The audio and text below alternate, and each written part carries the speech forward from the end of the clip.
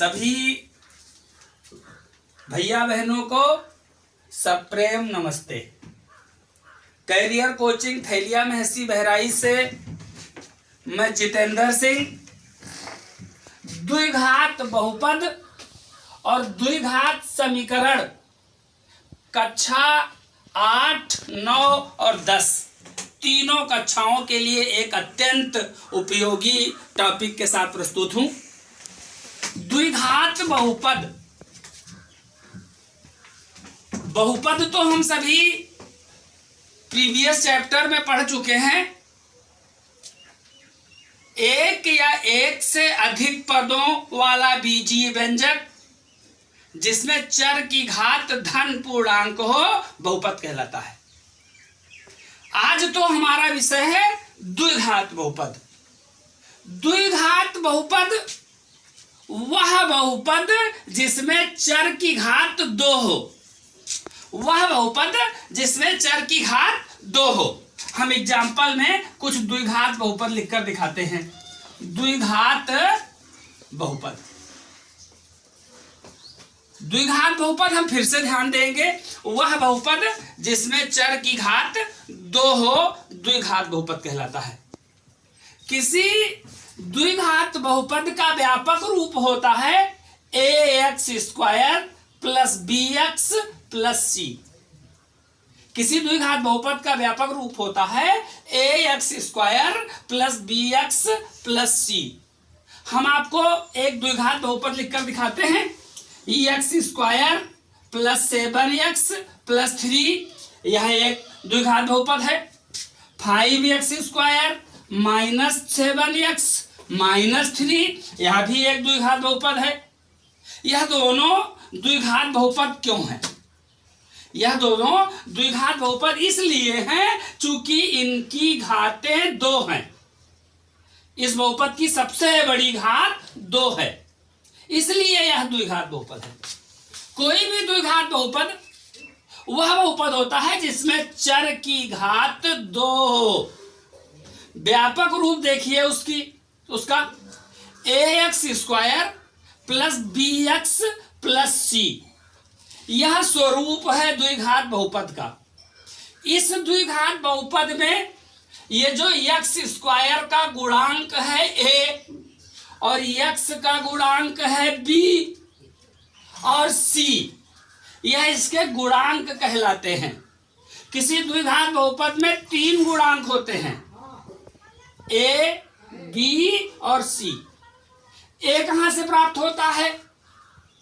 x² का जो गुणांक होता है उसे a कहते हैं। x का जो गुणांक होता है उसे b कहते हैं और x के आगे जो स्थिति है वह c कहलाता है। a, b, c किसी द्विघात बहुपद के गुणांक होते हैं। a, b, c किसी द्विघात बहुपद के गुणांक होते हैं। मान लीजिए कि हमने एक द्विघात बहुपद यहां लिखा x² + 5x + 6। x² + 5x + 6 यह एक लिखा है द्विघात बहुपद। इस द्विघात बहुपद के शून्यक होते हैं। शून्यक कहते हैं x का वह मान जो इस बहुपद को शून्य कर दे। किसी द्विघात बहुपद का शून्यक होता है x का वह मान, चर राशि का वह मान जो इस बहुपद को शून्य कर दे। जैसे कि इस बहुपद में हम x के स्थान पर -2 लिखते हैं। -2 तो x के जगह पर जब -2 लिखेंगे तो यहां हो जाएगा -2 का स्क्वायर + 5 × x के स्थान पर -2 + 6 इक्वल हो जाता है। ये हो जाता है 4। माइनस का स्क्वायर प्लस होता है और प्लस और माइनस का गुणा माइनस होता है 10 + 6। हम देखेंगे 6 और 4 जोड़ेंगे तो 10 हो जाता है, और 10 में 10 घटाते हैं तो 0 हो गया। हमने देखा कि इस बहुपद में x के स्थान पर -2 रखने पर यह बहुपद 0 हो जाता है। तो -2 क्या है, इसका एक शून्यक है। -2 क्या है, इसका एक शून्यक है। इसी बहुपद में हम x के स्थान पर -3 रख कर देखते हैं। -3, तो -3 जब रखते हैं तो यहां हो जाता है -3 का स्क्वायर प्लस 5 इंटू, और यहां रख देते हैं -3 प्लस 6, तो ये हो जाता है 9, प्लस और माइनस का गुणा माइनस, 5 और 3 का गुणा हो जाता है 15 प्लस 6। अब हम देखते हैं कि 9 और 6, 9 और 6 जोड़ते हैं तो 15 हो जाता है 15, 9 और 6 15, और उस 15 में हम 15 घटा देते हैं, बराबर हो जाता है 0। इसी बहुपद में x के स्थान पर हम -3 रखे हैं तब भी 0 आ गया है। इसी बहुपद में हम x के स्थान पर -2 रखे हैं तब भी 0 आ गया है। तो -2 और -3 इस द्विघात बहुपद के शून्यक हैं। शून्यक क्यों है? क्योंकि x के स्थान पर जब हम -2 रखते हैं तो बहुपद 0 हो जाता है, बहुपद 0 हो जाता है। इस क्रम में इसके दो शून्यक हैं, -2 -3। इन दो शून्यक के अलावा और कोई ऐसी संख्या उपलब्ध ही नहीं है जो इनको शून्य कर सके। अर्थात किसी द्विघात बहुपद के केवल और केवल 2 शून्यक हो सकते हैं। कितने शून्यक हो सकते हैं? 2 शून्यक हो सकते हैं। अब हम दिखा रहे हैं आपको शून्यक। एक द्विघात बहुपद लिखा है, उसके गुणांक हैं ABC, उसके शून्यक होते हैं 2 शून्यक, और उन शून्यकों को हम कहते हैं अल्फा और बीटा। ये अल्फा है और ये बीटा है, अल्फा और बीटा कहते हैं। किसी द्विघात बहुपद में 2 शून्यक होते हैं, अल्फा और बीटा। यदि हम किसी बहुपद के शून्यक ज्ञात करना चाहें तो तरीका है हम बहुपद लिख लें, ax² plus bx plus c, और इस बहुपद के 2 गुणनखंड हो सकते हैं। इसके हम 2 गुणनखंड कर लें, और इसका गुणनखंड आ जाए, एक गुणनखंड हो जाए x माइनस अल्फा और दूसरा गुणनखंड हो जाए x माइनस बीटा। किसी द्विघात बहुपद के अगर हम शून्यक ज्ञात करना चाहें तो हम ज्ञात कर सकते हैं। कैसे? हम बहुपद लिखें, उस बहुपद के गुणनखंड कर ले। किसी द्विघात बहुपद के 2 गुणनखंड आते हैं, मान लेते हैं कि उसके 2 गुणनखंड x माइनस अल्फा और दूसरा गुणनखंड x माइनस बीटा आ जाता है। उसके बाद हम क्या करें, एक गुणनखंड लें x माइनस अल्फा, उसके बराबर 0 रख लें, 0। इसके बाद हम x का मान निकाल लें, अल्फा को उधर भेजकर, x बराबर हो जाए अल्फा, x बराबर क्या हो जाए? अल्फा। और ये क्या आया है? अल्फा। इसका एक शून्यक हो गया है। हम सीख रहे हैं द्विघात बहुपद के शून्यक ज्ञात करना। 2 गुणनखंड किए हैं, पहले गुणनखंड के बराबर 0 रख लिए हैं, फिर x का मान ज्ञात कर लिए हैं, चर राशि का मान ज्ञात कर लिए हैं, वह इसका पहला शून्यक है। अगर हम दूसरा शून्यक ज्ञात करना चाहें तो दूसरा गुणनखंड लिखेंगे, उसके बराबर 0 लिखेंगे, 0। बीटा को उधर भेजेंगे, x अर्थात चर राशि का मान निकालेंगे, x बराबर बीटा हो जाएगा। तो बीटा इसका दूसरा शून्यक है, बीटा इसका दूसरा शून्यक है। हमने आपको दिखाया शून्यक ज्ञात करना। किसी द्विघात बहुपद के शून्य कैसे ज्ञात करेंगे? उसके 2 गुणनखंड करेंगे, पहले गुणनखंड के बराबर 0 लिखेंगे, चर राशि का मान निकालेंगे वह मान पहला शून्य है। दूसरे गुणनखंड के बराबर शून्य लिखेंगे, चर राशि का मान निकालेंगे वह मान दूसरा शून्य है। यह है किसी द्विघात बहुपद के शून्य ज्ञात करना। किसी द्विघात बहुपद में कितने शून्य होते हैं? 2 शून्य होते हैं। उन शून्यकों को हम किससे व्यक्त करते हैं? अल्फा और बीटा से व्यक्त करते हैं। अल्फा और बीटा से व्यक्त करते हैं। बच्चों, आज हम द्विघात बहुपद का ऑपरेशन कर रहे हैं। द्विघात बहुपद का पूरा ऑपरेशन किए दे रहे हैं। द्विघात बहुपद का व्यापक रूप हमसे पूछा जाए, कोई आपसे पूछे दो घात बहुपद का व्यापक रूप बताइए, ax² + bx + c। किसी द्विघात बहुपद में गुणांक होते हैं a b c। किसी द्विघात बहुपद में 2 शून्य होते हैं, अल्फा और बीटा। तो किसी भी द्विघात बहुपद के जब 2 शून्य होते हैं, अल्फा और बीटा, तो सोचिए वो दोनों शून्य जोड़ दें एक के हम, अगर अल्फा और बीटा को अगर हम जोड़ दें तो हो जाता है शून्यकों का योग।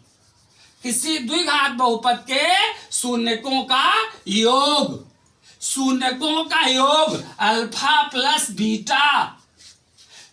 किसी द्विघात बहुपद के शून्यकों का योग होता है -b/a। -b/a। b और a क्या है आप जानते हैं? b और a गुणांक है। b और a क्या है? गुणांक है।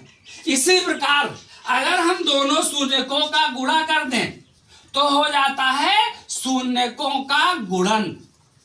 शून्यकों का गुणन, द्विघात बहुपद के शून्यकों का गुणन। शून्यकों का गुणन अर्थात दोनों शून्य अल्फा और बीटा को गुणा कर दे, अल्फा × बीटा, तो इनके शून्यकों का गुणन होता है c/a। क्या होता है? c/a। और c और a क्या है? बहुपद के गुणांक है। बहुपद में चर के गुणांक है। ये है शून्यकों का योग। किसी द्विघात बहुपद के शून्यकों का योग होता है -b/a। किसी दो घात बहुपद के शून्यकों का गुणन होता है c/a। c/a। आज हमने देखा द्विघात बहुपद का व्यापक रूप, गुणांक, शून्य, 2 शून्य होते हैं, अल्फा बीटा से व्यक्त करते हैं। शून्यकों का योग, शून्यकों का गुणन। आज हम आपको दिखाते हैं यदि किसी द्विघात बहुपद के 2 शून्य दिए हों तो हम द्विघात बहुपद कैसे बनाएं। नोटेड पॉइंट है, यदि किसी द्विघात बहुपद के 2 शून्य दिए हों तो हम द्विघात बहुपद कैसे बनाएं। 2 घात बहुपद बनाना बहुत आसान काम। ध्यान से देखिए, आज आप 2 घात बहुपद हम जब भी बनाना हो तो हम क्या करें? सबसे पहले x² लिख दें अपने पास से, इसके बाद माइनस लगाएं, इसके बाद शून्यकों का योग लिख दें। आखिर जब द्विघात बहुपद हमसे बनवाएगा तो 2 शून्य देगा, हम उन दोनों शून्यकों को जोड़ दें, शून्यकों का योग भी अज्ञात हो जाएगा। तो ये है, हम लिखेंगे x² माइनस शून्यकों का योग x प्लस लगाएं, x अपने पास से लगाएंगे, प्लस शून्यकों का गुणन अल्फा × बीटा। इसको हम ऐसे भी लिख सकते हैं x² माइनस शून्यकों का योग x प्लस शून्यकों का गुणन। इसको हम इस प्रकार लिख सकते हैं। यह टॉपिक रहा अपना आज का द्विघात बहुपद और उसके शून्यक। ये जो 2 बातें यहां लिखी गई हैं, शून्यकों का योग और शून्यकों का गुणन, ये जो लिखा गया है दोनों, ये क्या है? देखिए अल्फा बीटा क्या है? शून्यक है। और बी और ए क्या है, गुणांक है। अल्फा बीटा क्या है, शून्यक है। और सी और ए क्या है, गुणांक है उसके। तो ये जो दोनों सूत्र लिखे हैं, यह किसी द्विघात बहुपद के शून्यकों और गुणांकों में संबंध लिखा है। कभी कभी हमसे कहता है किसी द्विघात बहुपद के शून्यकों और गुणांकों में संबंध बताइए। तो किसी द्विघात बहुपद के शून्यकों और गुणांकों में संबंध यही लिखा है। हम यहां लिख सकते हैं शून्यकों तथा गुणांकों में संबंध। शून्यकों तथा गुणांकों में संबंध, शून्यकों तथा गुणांकों में संबंध, ये लिखे हैं दोनों। इधर कुछ एग्जाम्पल दिए गए हैं, हम उन एग्जाम्पल्स को हल करते हैं। सबसे पहला एग्जाम्पल्स हम देखते हैं, द्विघात बहुपद 4x² माइनस 7x प्लस 9 में गुणांक ए बी सी ज्ञात करो। तो हम जिस बहुपद के गुणांक ज्ञात करने हैं वह बहुपद लिख लेते हैं, 4x² माइनस 7x प्लस 9। अब इसके हमको ज्ञात करने हैं गुणांक। हम जानते हैं गुणांक इसमें होते हैं 3, ए बी सी। ए कहाँ है, x² के पहले ए, x के पहले बी और आगे उसके सी। तो x² के पहले ए, यहां ए है 4 और x के पहले बी, यहां बी है -7। यदि माइनस है तो हम गुणांक लिखते समय ऋण चिन्ह जरूर लिखेंगे।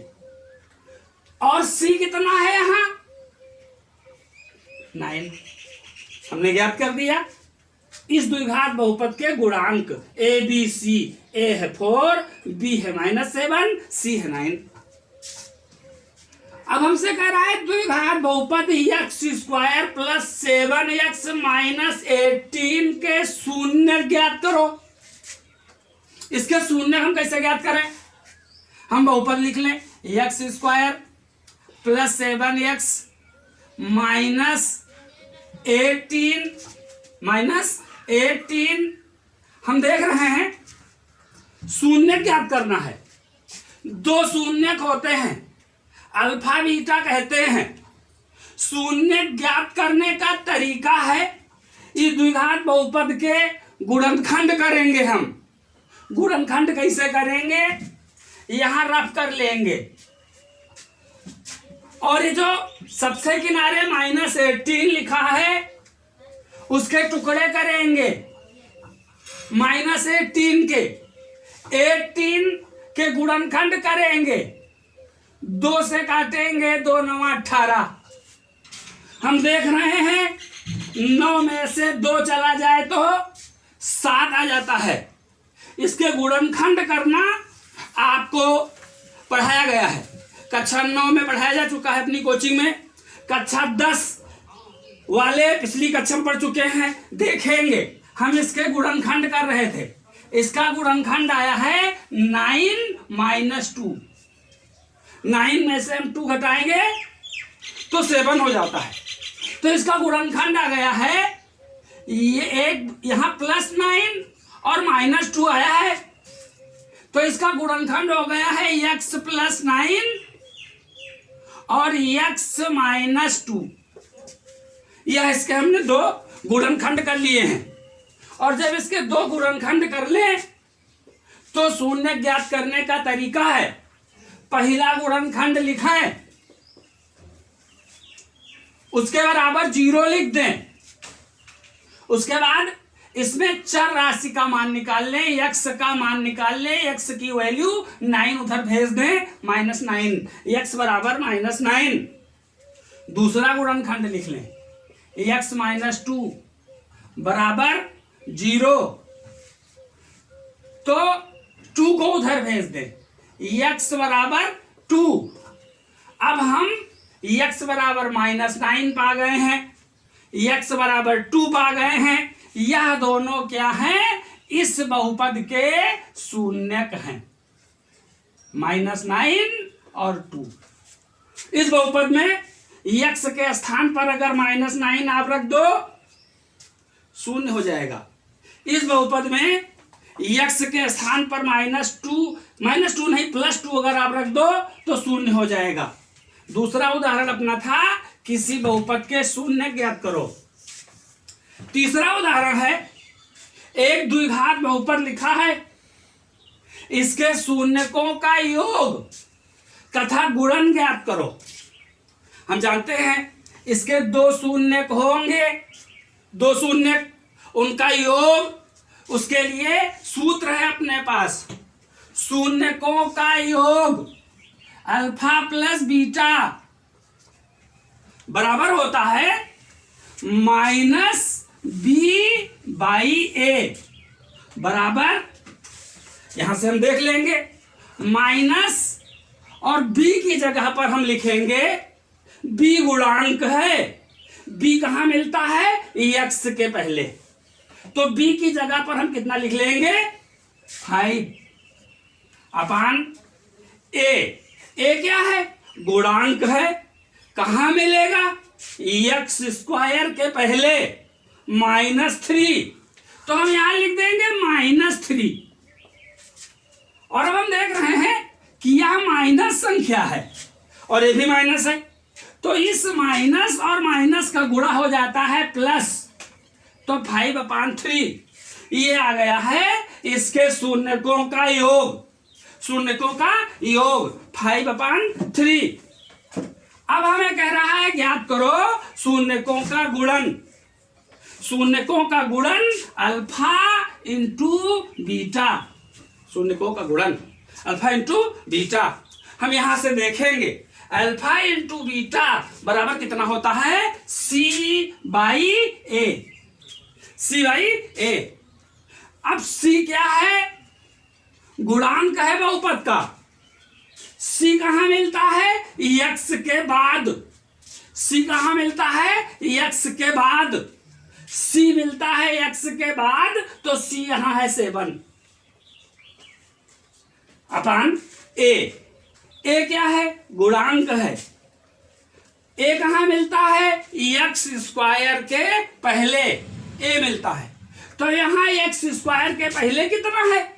-3, तो -3a है।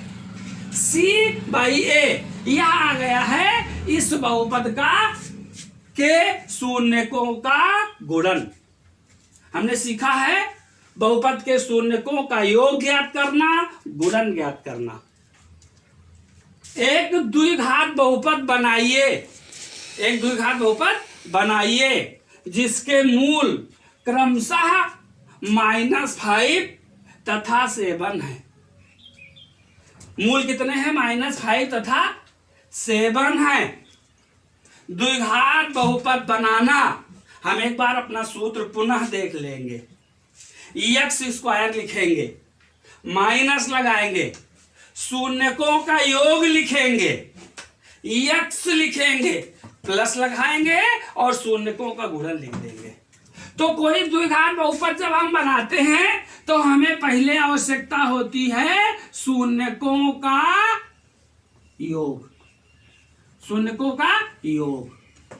अब इसके 2 शून्यक हैं, -5 और 7। हमें इनका योग करना है। -5 और +7 का हमने योग किया तो हो गया 2।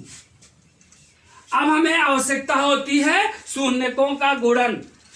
यहां हम लिखते हैं शून्यकों का गुणन। क्या लिखते हैं? शून्यकों का गुणन। शून्यकों का गुणन हम कैसे करते हैं? अब एक शून्यक है -5 और दूसरा शून्यक है 7, दोनों को गुणा कर देते हैं। माइनस और प्लस का गुणा -7×5=35। द्विघात बहुपद हम बनाने जा रहे थे जिसके 2 मूल दिए गए थे। सबसे पहले शून्यकों का शून्यक दिए गए थे। द्विघात बहुपद बनाइए जिसके मूल नहीं बल्कि शून्यक दिए होंगे। हमने क्या किया था, शून्यकों का योग कर लिया था 2 आया, शून्यकों का गुणन कर लिया है -35 आया है। हम अब द्विघात बहुपद बनाएंगे। कैसे बनाएंगे, कैसे बनाएंगे? सबसे पहले लिखेंगे x², माइनस लगाएंगे, फिर लिख लेंगे शून्यकों का योग, माइनस लगाए हैं, फिर लिखेंगे शून्यकों का योग 2, उसके बाद x लिख लेंगे, प्लस लगाएंगे, इसके बाद जो हमारा शून्यकों का गुणन आया है उसको लिख लेंगे -35। अब यहां चूंकि 2 चिन्ह लगे हैं इसलिए हम -35 को ब्रैकेट में कर देंगे। अब हमारा बहुपद हो जाएगा x² -2x और प्लस माइनस का गुणा करेंगे -35। 4 एग्जाम्पल अपने हल हो गए। इससे पूर्व हम आपको एक छोटा सा टॉपिक इसी के साथ और रखते हैं, द्विघात समीकरण। द्विघात समीकरण क्या करेंगे, दो घात समीकरण का एक छोटा सा टॉपिक है अपना। द्विघात बहुपद तो आपने देखा, अब हम क्या करें, इसी दो घात बहुपद जो आया है अपना ax² + bx + c बराबर अगर 0 रख दें, बराबर अगर द्विघात समीकरण हो गया। ये जो अपना बना है क्या हो गया है, द्विघात समीकरण हो गया है। ax² + bx + c बराबर 0। जिस प्रकार द्विघात बहुपद के 2 शून्य को होते हैं उसी प्रकार द्विघात समीकरण के 2 हल होते हैं और जिन्हें उस समीकरण के मूल कहते हैं। तो दो घात समीकरण के जो 2 मूल होते हैं उनको भी अल्फा और बीटा कहते हैं। उनको को भी क्या कहते हैं, अल्फा और बीटा कहते हैं। और अभी हमने पढ़ा था शून्यकों का योग -b/a, तो मूलों का योग भी -b/a। शून्यकों का गुणन c/a, तो मूलों का गुणन भी c/a होता है, c/a होता है। द्विघात समीकरण के 2 मूल होते हैं। हम किसी द्विघात समीकरण को हल करेंगे, वहां x के 2 मान आएंगे और वह दोनों मान उसके मूल कहलाते हैं। एक द्विघात समीकरण लिखा है, ऊपर लिखा है, उसी को हम फिर से लिखते हैं, ax² + bx + c बराबर 0 द्विघात समीकरण हो गया है। इसकी प्रकृति देखिए, इसकी प्रकृति देखिए,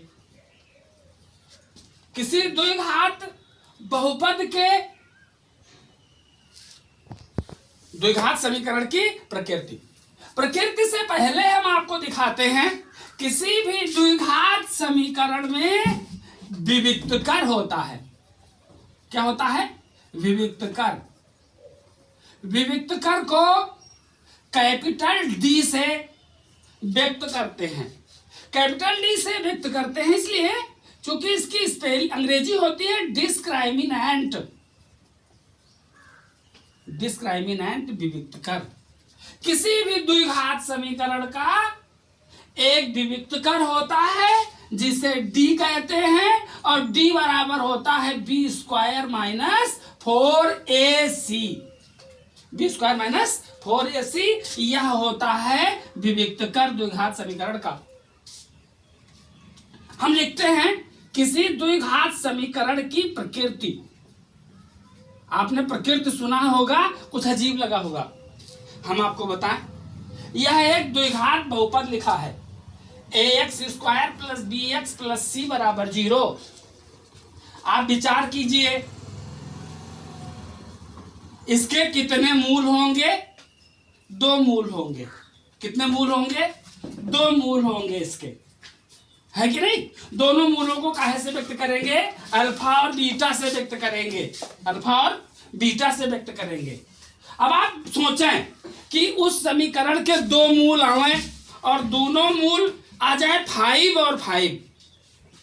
पहला मूल भी 5 आ जाए, दूसरा मूल भी 5 आ जाए, तो आप क्या समझेंगे, दोनों मूल समान हो गए, दोनों मूल समान हो गए।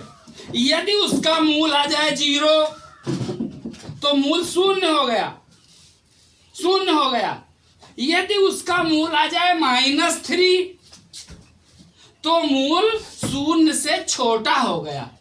बिना हल किए हम डी देखकर बता सकते हैं कि इस द्विघात समीकरण के मूल कैसे होंगे, जबकि d बराबर होता है b² - 4ac। तो हम आपको दिखाते हैं d। यदि इसकी 3 स्थितियां होती हैं, यदि d बराबर 0 आ जाए, d बराबर 0 आ जाए तो हम जान जाएंगे कि उस द्विघात समीकरण के मूल समान होंगे, समान होंगे तथा वास्तविक होंगे, तथा वास्तविक होंगे। यह है उसकी प्रथम प्रकृति किसी द्विघात समीकरण के।